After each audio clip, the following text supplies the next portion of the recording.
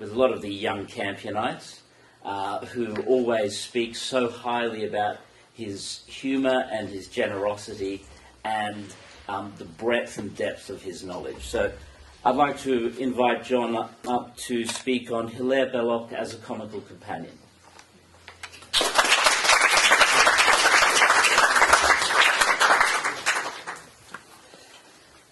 Thank you, Simeon. Of course, what Simeon has just done is to demonstrate my point that I have absolutely no qualifications to stand up here and talk to you about anything. Carl, I think last December, was silly enough to ask me if I would do a talk like this, and I was silly enough to say yes. So here I am. Today I've been asked to speak about Hilaire Belloc as Chesterton's comical companion. And I'll do so with a fair amount of some biographical detail about Belloc, because he's not nearly as well known, I think it's true to say, these days as Chesterton. But a man in which there was a rich fund of humour. Not all of it, however, comical. And one of his friends in later life, Johnny Morton, actually referring to Belloc's essays, writes, "Erudition, buffoonery, poetry, scolding mockery are all jumbled up together, and sometimes the mood changes in the middle of a sentence. He rarely talked in the same strain for long, for however serious was his subject, his sense of humour was always on the watch to pounce." And this is true of Belloc's other writings as well. And let me test it and commence my readings with this short poem, which he called The Loser. He lost his money, first of all, and losing that is half the story. And later on he tried a fall with fate in things less transitory. He lost his heart and found it dead, his one and only true discovery. And after that he lost his head and lost his chances of recovery. He lost his honour bit by bit until the thing was out of question. He worried so at losing it, he lost his sleep and his digestion. He lost his temper, and for good, the remnants of his reputation, his taste in wine, his choice of food, and then, in rapid culmination, his certitudes, his sense of truth, his memory, his self-control, the love that graced his early youth, and lastly, his immortal soul. We can probably agree that this is humorous, but most of us will probably not find it too comical. And if you look at any photo that you could find of Belloc, and whether it's taken in youth or middle age or in his advanced years, you'd be tempted to think that this is a man who never smiled or laughed in his life. But that's certainly not true. He very much enjoyed life, even though he was probably more touched by personal tragedy than in the case of many of his contemporaries, including Chesterton. And his humour constantly surfaces in his voluminous writings. He wrote more than 150 works in an astonishing variety of genres: essays, novels, travelogues, biography, politics, economics, satire, history, military tactics, children's verse, poetry. Once he was asked why he wrote so much, and he said, "Because my children are howling for pearls and caviar." And financial necessity was indeed a major impetus and a major anxiety throughout his long life. He was born in 1870, which made him Chesterton's senior by about 4 years, and he was born in Paris of a French father and an English mother. 1870, of course, was the time of the outbreak of the Franco-Prussian War, and it opened a matter of days before Belloc was born, and so the family scurried off to England. And then when Belloc's father died suddenly a couple of years later, the family's move to England became permanent. But Belloc showed early promise as a student, and Cardinal Newman accepted him into the oratory school at Birmingham, where he distinguished himself in English and debating as well as on the stage. But he was also a man of action, as he was throughout his whole life. An intrepid and indefatigable walker, at the age of 12, for example, he made a 5-day hike through the Sussex countryside, along with many other long walks. And then, when he was 20 in London, he met and fell in love with an American visitor, Elodie Hogan.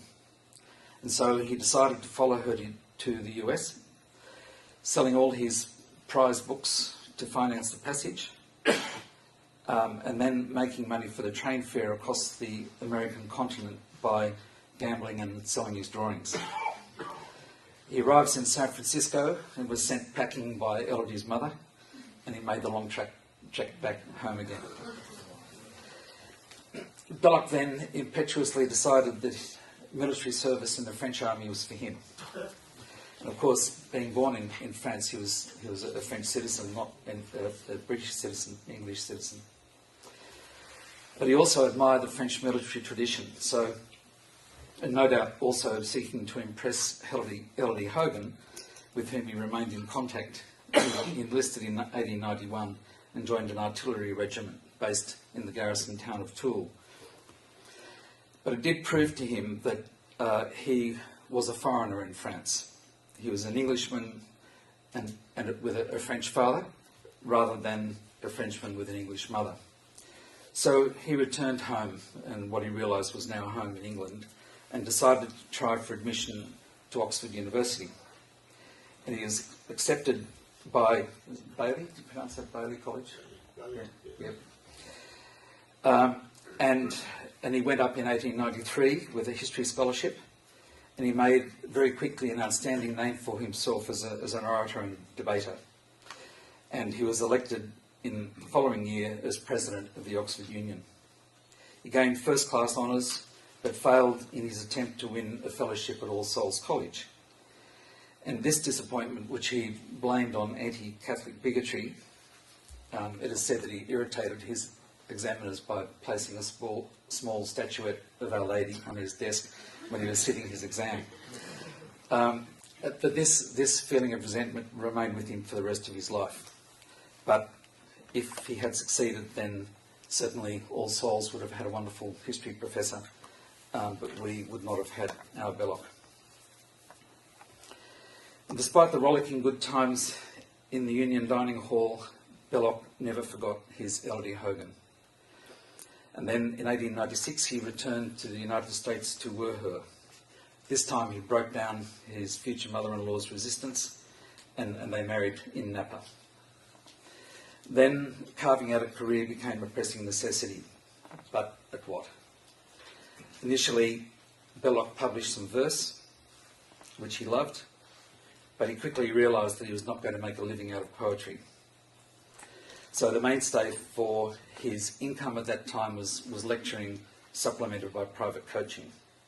But he published some children's literature mainly, the Bad Children's Book of Beasts, Small Beasts, a moral alphabet, and his first work for adults, The Modern Traveller. I'm going to read from that poem. I think it's a lot of fun. And the children did come quickly. His first son, Louis, was born in 1897, Eleanor 1898, Elizabeth 1900, Hilary in 1902, and Peter in 1904. So,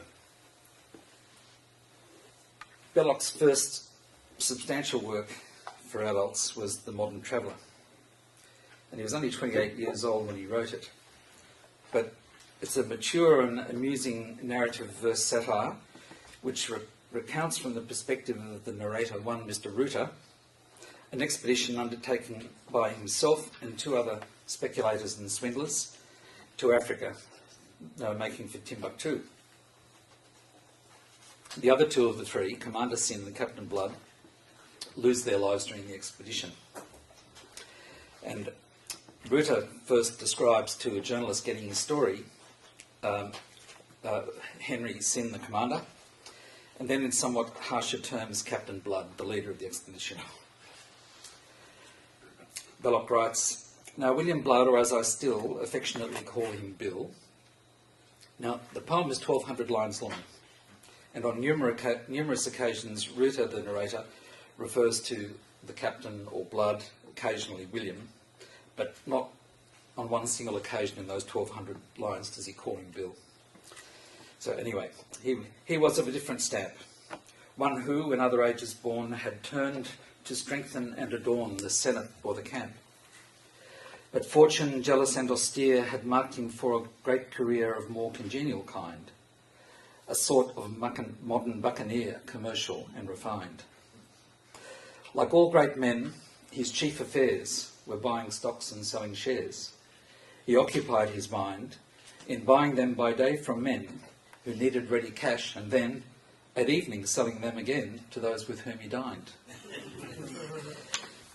But Blood's true vocation was company promotion, and this was the genesis of the expedition to Africa. And after an arduous sea journey in which the explorers are obliged to endure cold turtle soup, unsatisfactory asparagus and pâté, and champagne costing a shilling more than on shore, they finally reached their destination. Oh, Africa, a mysterious land, surrounded by a lot of sand. And there they have the good fortune to run into the Lord Chief Justice of Liberia and Minister of the Interior, who advises them to take a group of free Liberians and then change their promised wages to indentured servitude. And they follow his advice. We did the thing that he projected. The caravan grew disaffected, and Sin and I consulted. Blood understood the native mind. He said, we must be firm but kind. A mutiny resulted. I never shall forget the way that Blood, upon this awful day, preserved us all from death. He stood upon a little mound, cast his lethargic eyes around, and said beneath his breath, whatever happens, we have got the Maxim gun, and they have not. He marked them in their rude advance. He hushed their rebel cheers. With one extremely vulgar glance, he broke the mutineers. We shot and hanged a few, and then the rest became devoted men. Now, remember, this was published in 1898, and Hiram Maxim had patented his machine gun in the 1880s, but it was not used in action in a serious way until some years after Belloc wrote this, during the Boer War. It's one of many examples of Belloc's prescience, as well as his wide range of interests and his accomplishments as a military historian. Anyway, the three adventurers reach their destination, and the true nature of their venture is revealed. They happen across a heaving swamp, and Blood surveys it, tears of avarice running down his nose. In turning to his companions, he says, he looked affectionately sly and said, perhaps you wonder why my feelings are so strong. You only see a swamp, but my friends, I will explain it. I know some gentlemen in town will give me 50,000 down merely for leave to drain it. A little later on we found a piece of gently rolling ground that showed above the flat. Such a protuberance or rise as wearies European eyes, to common men like Sin and me, the eminence appeared to be as purposeless as that. Blood saw another meaning there.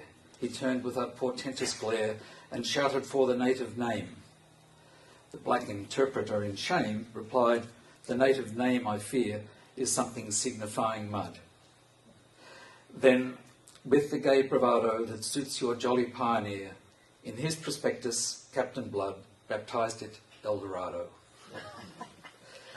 He also said the summit rose majestic with eternal snows. So they succumbed to the plague, and in their debilitated state, the three explorers are dragged back to the king's camp, where Sin and Ruta prevail upon the king to allow them to find a cache of buried treasure that they had stashed, leaving Blood as hostage. Poor William, the suspense and pain had touched the fibre of his brain. So far from showing gratitude, he cried out in his delirium, oh, for heaven's sake, don't let them go. Only a lunatic would take so singular an attitude, when loyal comrades for his sake had put their very lives at stake. The king was perfectly content to let us find it, and we went. But as we left, we heard him say, if there is a half hour's delay, the captain will have passed away. Anyway, they try to hide, but they're discovered and they're dragged back to the camp. And they see the relics of their noble chief. And then Ruta describes the demise of sin. The horrors followed thick and fast. I turned my head to give a last farewell to sin, but too late. I only saw his horrid fate. Some savages around a pot that seemed uncomfortably hot. And in the centre of the group, my dear companion making soup. And then he describes in graphic and absurd detail the tortures that Ruta himself suffers. And I won't read those, but he then concludes, after having been sent back to England with the compliments of the natives, he concludes, only permit me once again to make it clearly understood that both those honourable men, Commander Sin and Captain Blood, would swear to all that I have said, were they alive, that they are dead. So, clever and funny, The Modern Traveller is a modern satire on the immorality and hypocrisy of big business, the exploitative nature of empire, the intertwining of international finance, which was very remarkably prescient of England's imperial ambitions in southern Africa during the war period in the early 20th century. The next year, Belloc published Danton, his first serious historical work, and A Moral Alphabet, which added to his popularity as a writer of children's verse. There's not much humour in Danton, I think, but let me give you letter E from his Moral Alphabet. E stands for egg. Moral. The moral of this verse is applicable to the young. Be terse. Most of them are longer than that. Belloc and Chesterton met in a Soho restaurant in the year 1900. And Chesterton wrote, when I first met Belloc, he remarked to the friend who introduced us that he was in low spirits. His low spirits were and are much more uproarious and enlivening than anybody else's high spirits.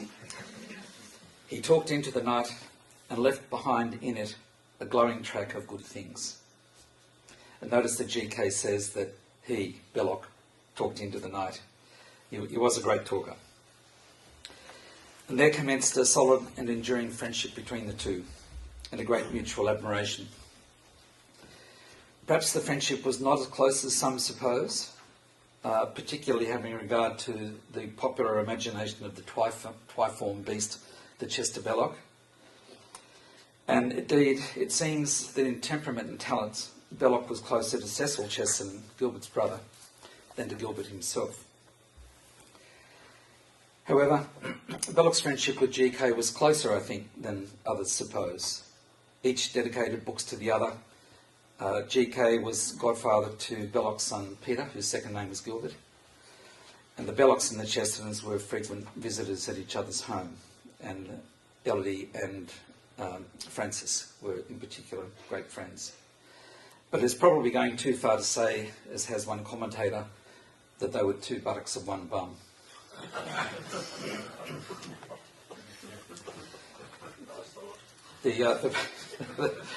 The book which probably really put Belloc on the literary map was The Path to Rome, which he published in 1902. It's a unique sort of book, and Belloc remained proud of it to the end of his days, and it has never been out of print. It's full of anecdote, descriptions, sketches, maps, musings, reflections, history, and opinions, all written with a very youthful, confident, optimistic revelation and exuberance. In the introduction, Belloc describes his visit to his birthplace near Paris and his sudden vow to go to Rome on pilgrimage, from the place, starting at the place where he served in arms in Toul, walking all the way, taking advantage of no wheel thing, sleeping rough and covering 30 miles a day, and hearing Mass every morning, and being present at High Mass at St. Peter's on the feast of St. Peter and Paul. He kept the last vow, but he says, all my other vows I broke one by one. And it was an extraordinary journey. He covered over 600 kilometres in just over 3 weeks, following a direct line to Rome wherever possible, mostly through mountainous country and frequently through snow and ice. I'll just read one short passage which is a sort of a sampling of the way he writes in this wonderful book. Never ridicule windows. It is out of windows that many fall to their death. By windows, love often enters. Through a window went the bolt that killed King Richard. King William's father spied Arlette from a window.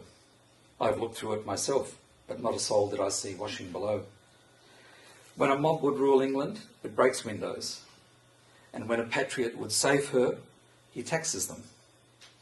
Out of windows we walk out onto lawns in summer and meet men and women.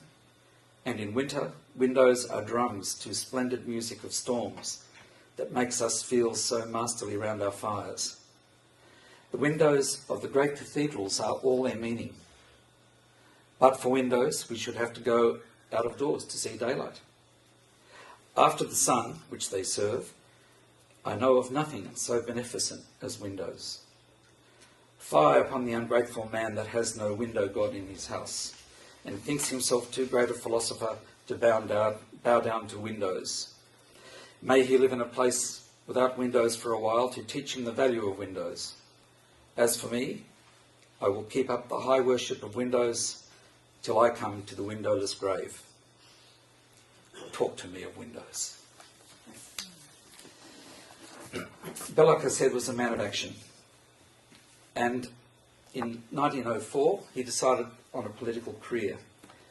And he presented himself to the Liberal Party for adoption as a candidate in the constituency of Salford, Manchester. He campaigned vigorously and was elected in 1906. In the same year, the Bellocs moved to the King's Land in Sussex, which was to be Belloc's home for the rest of his life. His parliamentary duties severely circumscribed his ability to earn, and it was therefore a great relief to him that he secured the literary editorship of the Morning Post newspaper, a position he held until he was squeezed out a few years later. When that happened, his dependence on writing books and lecturing was ever greater and increased his anxiety over his family's financial security. But Belloc was never a fan of the party system, believing it to be thoroughly corrupt and corrupting. And although he was re-elected, following the second dissolution of Parliament in 1910, and thoroughly fed up with the shenanigans of Parliament, Belloc resigned. But when he was an MP, he was constantly active, travelling between Manchester and London, lecturing, coaching in Salford, writing books, and during the 1907 recess from Parliament, he crossed the Pyrenees on foot and walked through the extreme heat of summer all the way to Madrid. And even despite his political commitments, he managed in that 4-year period to publish no fewer than 20 books, including a series of essays, or collections of essays, and this amused me. The first one in 1908 on nothing, another one the following year on everything, the third one on anything, and then finally, in 1910, on something. The volume on something he dedicated to somebody. Subsequently, a few years later, he wrote another volume of essays, among many. This one was just titled On.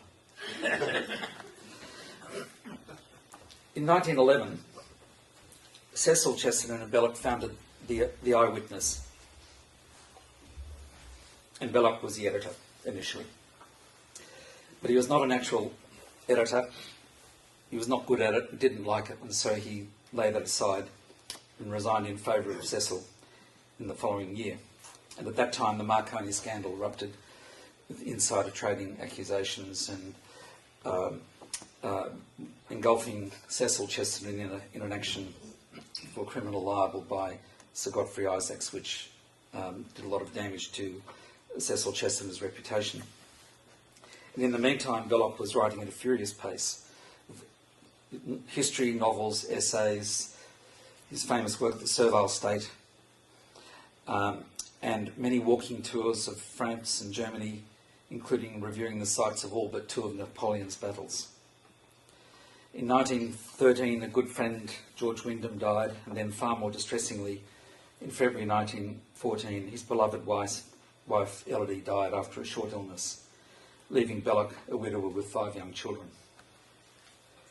Later that year, after the commencement of the Great War, Belloc was engaged to write a weekly article on the military situation in a new journal called Land and Water.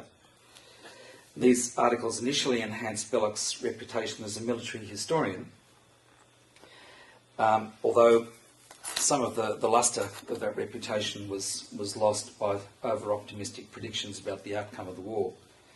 But to be fair, his analysis depended largely on over-optimistic official communiques. Belloc suffered many personal losses during the war. His good friends, Raymond Asquith, Bron Lucas, Edward Horner, and Basil Blackwood, who illustrated The Modern Traveller, among other works. And finally, Cecil Chesterton himself, who died of, I think, trench fever in March 1918. Worst of all, almost at the end of the war, in August 1918, Belloc's first son, Louis, died in an aerial mission, and his body was never found. From the period after the armistice, Belloc found himself increasingly isolated, and he admitted to feeling his energies ebbing away in his sorrow and loneliness. But this is true really only in a relative sense. In the 11 years until 1929, Belloc published over 40 books. He travelled widely, including to Morocco on 2 separate occasions. He walked in France and Italy, frequently embarking on sailing voyages in his beloved yacht, the cutter Nona, and with a variety of friends and family as his crew. By general agreement, although he wrote in just about every genre there is, Belloc was not at his best as a novelist. Plot and character development were not his forte as a writer. It's significant that he often called on G.K. Chesterton for assistance in the development of his novelistic characters. He would do this by treating a very willing Chesterton to lunch, and after a bottle of wine or two, he would then describe the character he wanted. Chesterton would oblige with a series of brilliant, rapid pencil sketches, most of which would end up unaltered in the novel as published. And there's one of those novels was called The Emerald of St. Catherine the Great. And it's a ridiculous story about the loss and eventual finding of this precious emerald. And we don't need to worry about the story, but there is a minor devil and a minor angel who play a not insignificant role in the plot. And of course, they're always fighting each other. Belloc writes, "In the hall, the devil and the angel were having a most furious row." And he describes that, and when it appears that the angel is getting the worst of the argument, Belloc goes on, "Then the angel played a trick, which I'm sorry to say is always being played upon poor devils. He played the trick of the superior person. 'Well,' he said, 'you may be right. I can't bother about it. I've got something else to do, and you can go back to hell.'" The devil, stung beyond endurance, grappled and closed. They wrestled magnificently, and it was 50-50, as it always is with devils and angels in this world. When the angel began getting the worst of it, the devil, though shorter, was in far better training. Humanity had seen to that. And he was pressing the angel down, when the angel, without scruple, began to increase his size and strength prodigiously, till he towered above the poor devil like a giant and half broke his back. "You're cheating," gasped the devil. "You're working a miracle." "Anything's fair with devils," said that most unjust angel. With which words he transferred himself into the 6th dimension, and the devil, snubbed, angered, disappointed, impotent to revenge himself, burning to be eased by some ill deed, flew through the night to the Duchess's, it was only 4 miles, and inspired her with the odious thought that she should start yet another league for bothering the poor. Not challenging stuff, but that's fun. Belloc wrote many, many volumes of essays, and time does not permit more than a snippet or two from the enormous range of them. But I think Belloc, and if you want to read it, Belloc's essays, try to find the ones that he wrote between the wars. I think there he was at his best. His early essays, to me, are rather self-consciously Rabelaisian, amusing but not as deep. But by the time he reached the 1920s, his essay style was more reflective and personal and straightforward, but humorous and often downright funny. And in the volume Short Talks with the Dead, he reports on an advertising conference which concluded that, quotes, advertisements ought to tell the truth. And he loves this. He says, what differences there will be in our newspapers, on our walls, and in the works of our great artists. And he looks forward to this in a series of advertisements, and this one is from the people who sell chemical food. And here is the advertisement. This stuff, which I am putting up in tins for you, may be easily described. It is made from the flesh of the pig. Honestly, it is. Not from any part of the pig in particular, but just from any or all parts chopped up. Most of the pigs were healthy, and your chance of getting part of a bad one is quite small. On the other hand, it is only fair to tell you that I have put in a poison to keep the stuff from putrefying. And I have put in another chemical, not poisonous, to give it colour. And another chemical, which is only poisonous in very large amounts, to give it consistency. That is all I have to say about it. P.S. Even the poisonous chemical is not there in such large quantities as to do you any immediate harm. Your health will gradually suffer, but you won't feel any acute physical pain until you have got a great accumulation of it into your system after many years.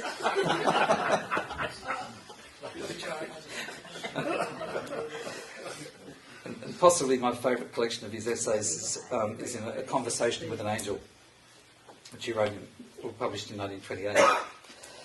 And one of the essays is on the tears of the great. And he begins with a discussion of the use of Latin and Greek tags, but he advises caution on this because the reader may suspect the author of making them up, and also because the author will probably get them wrong.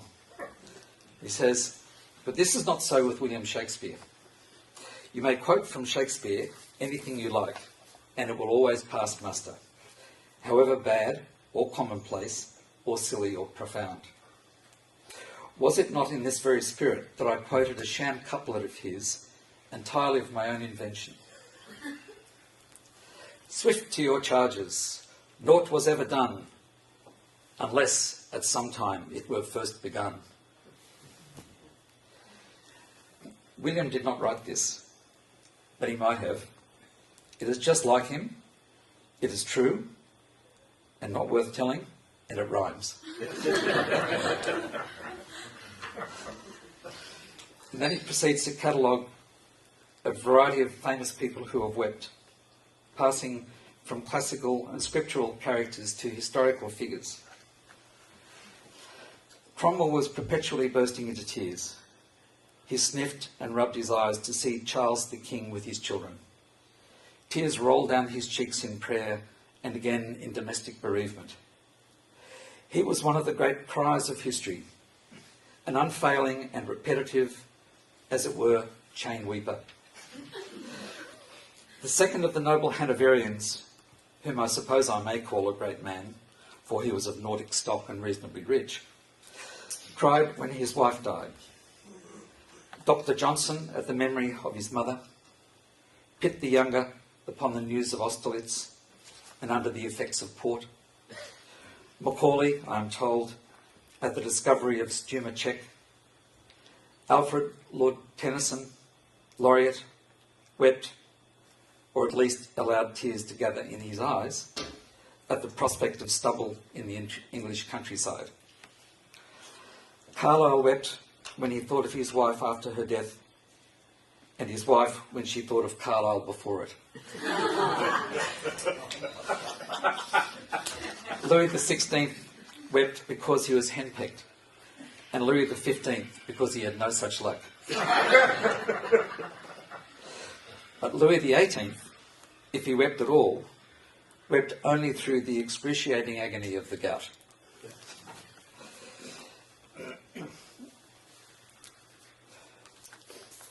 There is more, but next time.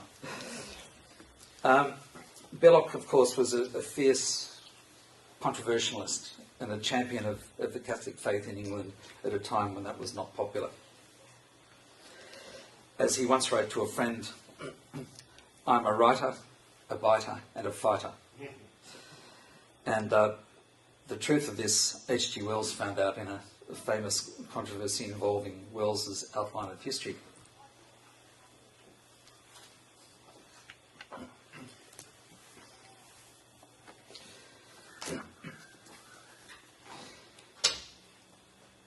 The object of the outline of history, according to Belloc, was to discredit the Catholic Church.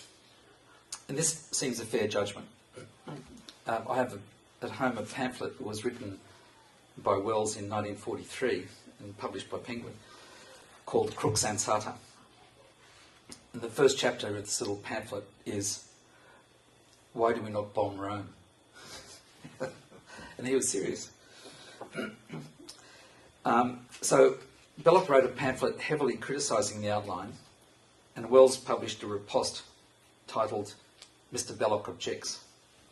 Not to be outdone, Belloc responded with another pamphlet, "Mr. Belloc Still Objects," followed by a book-length denunciation of the outline titled "A Companion to Mr. Wells's Outline of History." And I'll just give you this short paragraph as a flavour of what it's like, and this is from the first page. "At the outset of my task, it behoves me to set forth the great talents with which Mr. Wells has been endowed by Almighty God, and especially the talents suitable to the writer of a general history. For indeed, he seems from his earlier works admirably suited for writing a general outline of history, and would, by the consent of all, have been thought apt for the task, had he not undertaken it."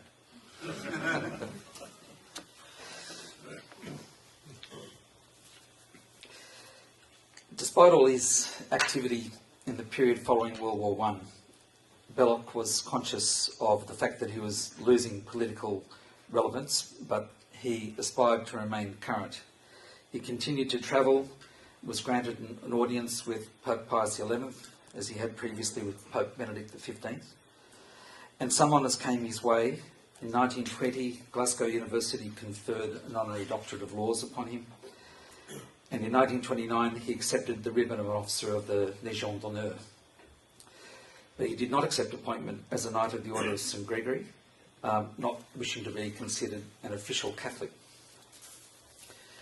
But from the 1920s, with the dispersal of his family, life for Belloc became increasingly lonely, although his loneliness was relieved by frequent visits to and from his friends in Sussex and London.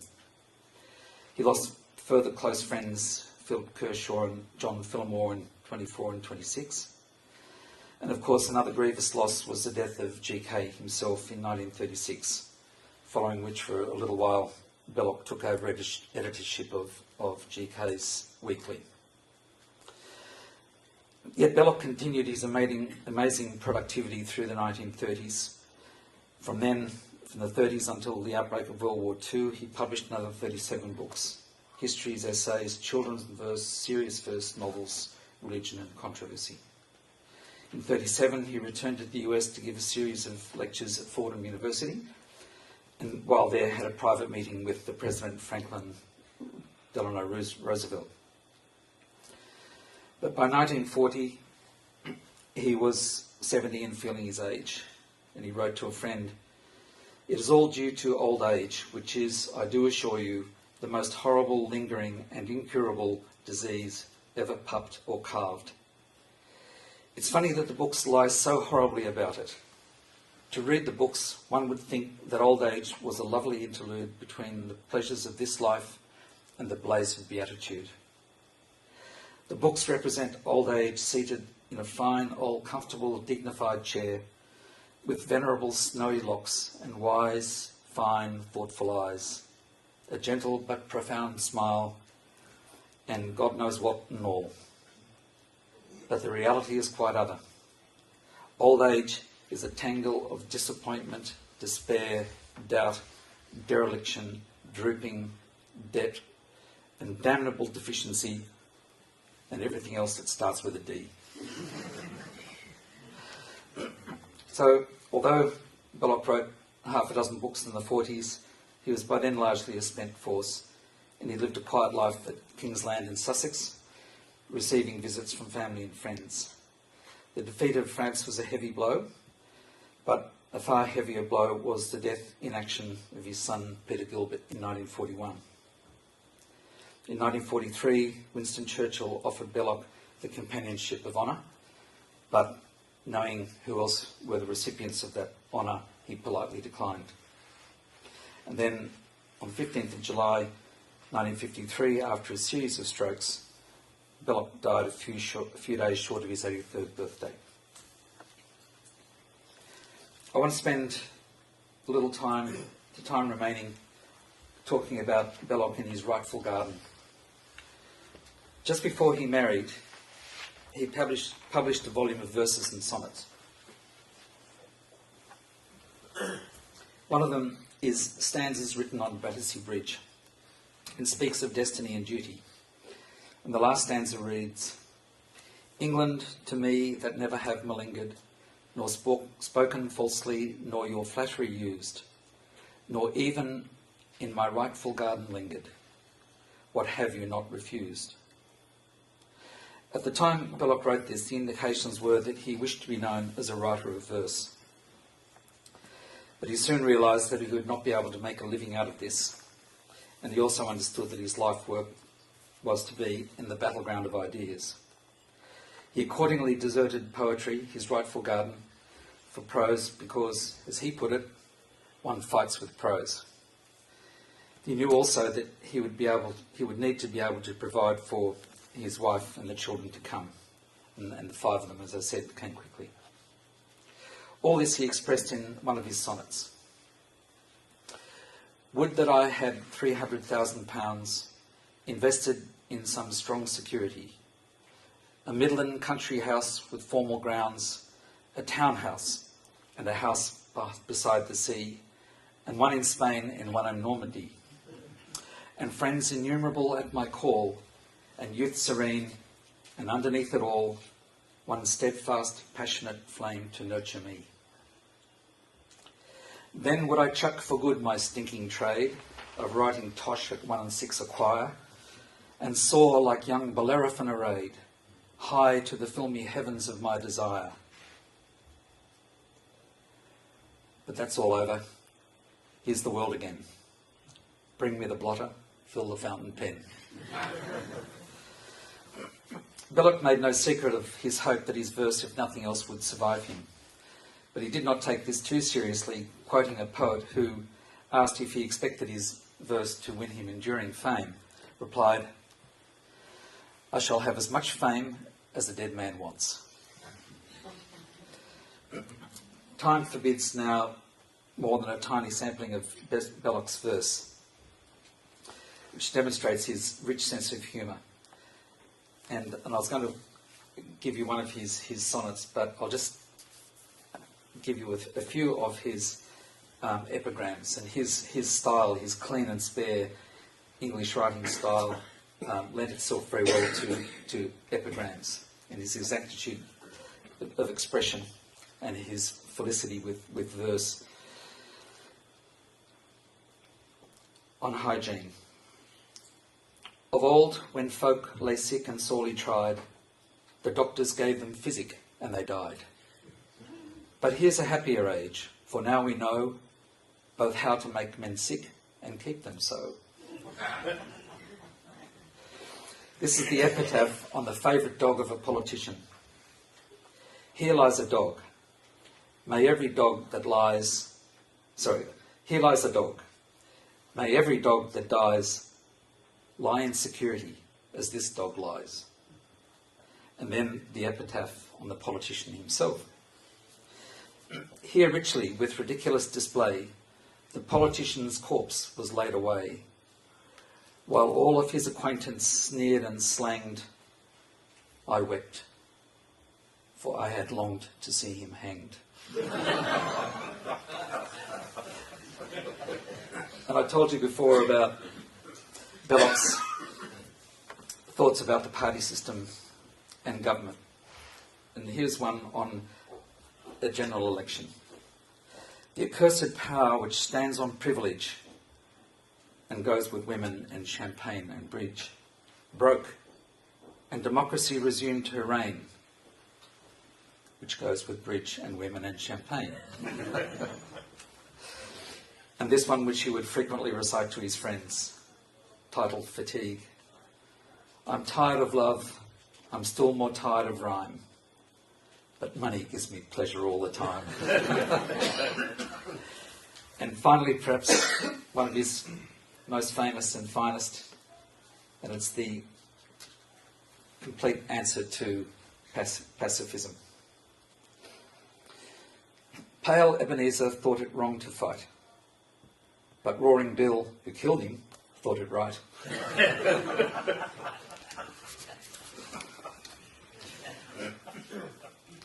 Some years before Belloc wrote a wonderful poem that I'll read a little of, he wrote an essay titled The Good Poet and the Bad Poet.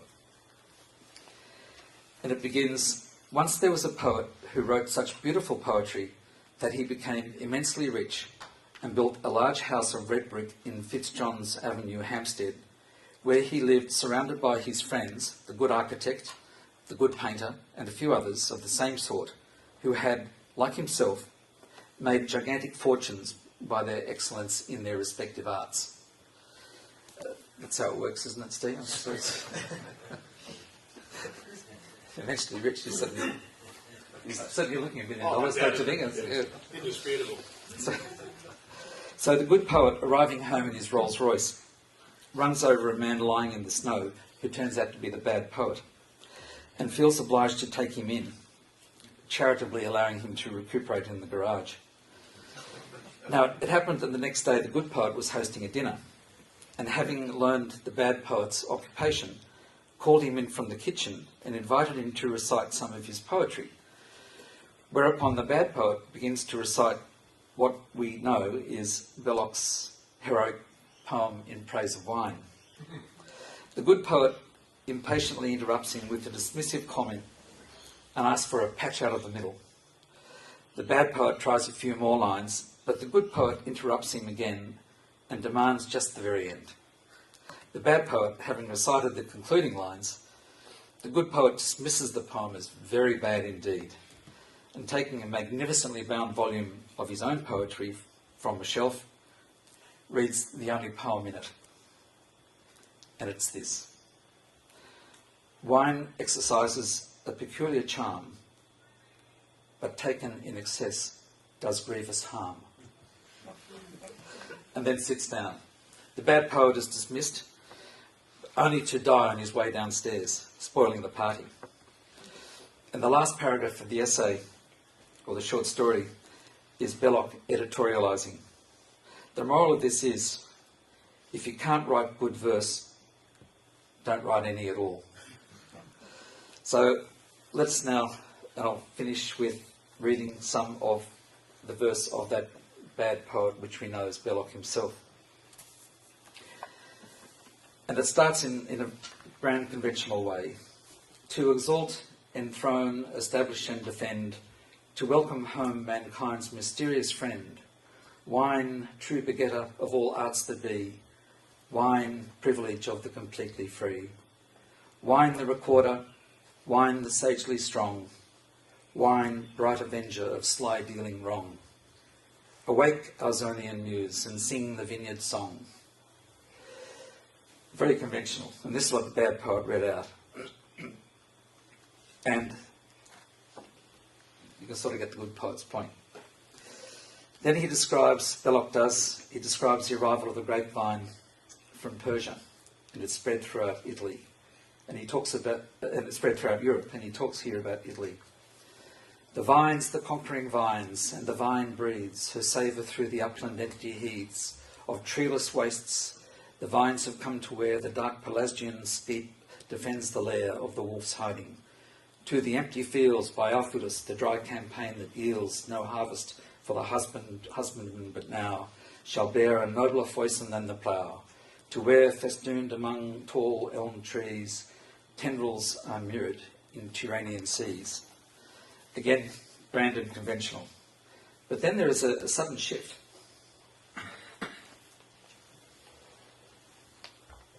But what are these that from the outer murk of dense mephitic vapours creeping lurk, to breathe foul airs from that corrupted well which oozes slime along the floor of hell? You think, what's going on here? And who are these people? Well, I'll tell you.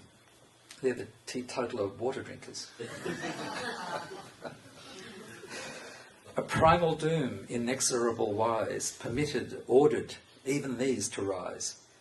Even in the shadow of so bright a lord, must swarm and propagate the filthy horde. Debased, accursed, I say, abhorrent and abhorred, accursed and curse bestowing. For whosoe'er shall suffer their contagion everywhere, falls from the estate of man and finds his end to the mere beverage of the beast condemned. So think about that the next time you have a glass of water. In the meantime, the poet describes the days following the night's carousal. And when the course of either's sleep has run, we leap to life like heralds of the sun. We from the couch in roseate mornings gay salute as equals the exultant day, while they, the unworthy, unrewarded they, the dank despisers of the vine arise to watch grey dawns and mourn indifferent skies. So the funny part then stops and there's a sudden change of mood to a wistfulness and the memory of the impermanence of earthly beauty and good things and the brevity of human life and the wrench of the final departure. And then in the last section of the poem, which I'll read in full, and which was the part of the last part read by the bad poet, described as very bad indeed. And again, that's, as Stephen said this earlier on today, it's the author interjecting himself and making himself part of the joke. There is a further shift in mood and tone, and the poem becomes an intensely personal reflection on the end of life. And it becomes Belloc. When from the waste of such long labour done, I too must leave the grape ennobling sun, and like the vineyard worker take my way down the long shadows of declining day. Bend on the sombre plain my clouded sight, and leave the mountain to the advancing night. Come to the term of all that was mine own, with nothingness before me and alone. Then to what hope of answer shall I turn? Comrade commander, whom I dared not own, what said you then to trembling friends and few? A moment, and I drink it with you new, but in my Father's kingdom. So, my friend, let not your cup desert me in the end, but when the hour of mine adventure's near, just and benignant let my youth appear, bearing a chalice, open, golden, wide, with benediction graven on its side. So touch my dying lip, so breach that deep, so pledge my waking from the gift of sleep, and sacramental, raise me, the divine, strong brother in God, and last companion, wine. Who would have thought that from those first conventional couplets we would end up there? I can't read that without getting chills still. But of course, Chesterton, and this is a Chesterton conference, wrote about wine too. Old Noah, he had an ostrich farm and fowls on the largest scale. He ate his egg with a ladle in the egg cup big as a pail. And the soup he took was elephant soup, and the fish he took was whale. But they were all small to the cellar he took when he set out to sail. And Noah, who often said to his wife when he sat down to dine, I don't care where the water goes if it doesn't get into the wine. And this, of course, is not intended to be a serious comparison between the two. And it must be said that Belloc never attempted anything of the scope and the epic grandeur of Chesterton's The Ballad of the White Horse. But it is appropriate to close by acknowledging the hugely important role that both Chesterton and Belloc played, both separately and as the Chester Belloc, in the intellectual life of the West from the late 19th century right up to our own day. And thankfully we do not have to choose one or the other. It's not binary. To a large extent it's a matter of taste. They were very much together, and in their voluminous writings we can enjoy them both to the full. And seeing we're now about to break for lunch, I thought maybe I should just give you, in a more humorous note, a few lines from Belloc's little poem on food. Alas, what various tastes in food divide the human brotherhood. Birds in their little nests agree with Chinamen, but not with me. Colonials like their oysters hot, their omelettes heavy, I do not. The French are fond of slugs and frogs. The Siamese eat puppy dogs. The Spaniard, I have heard it said, eats garlic by itself on bread. Now just suppose a friend or dun dropped in to lunch at 1:30, and you were jovially to say, here's bread and garlic, peg away. I doubt that if you would gain your end, or soothe the dun, or please the friend. And I, with these mine eyes, have seen a dreadful stuff called margarine, consumed by men in Bethnal Green. But I myself that here complain, confess restriction quite in vain. I feel my native courage fail to see a Gascon eat a snail. I dare not ask abroad for tea, no cannibal can dine with me. And all the world is torn and rent by varying views on nutriment. And yet, upon the other hand, de gustibus non disputand. Oh. Thank you.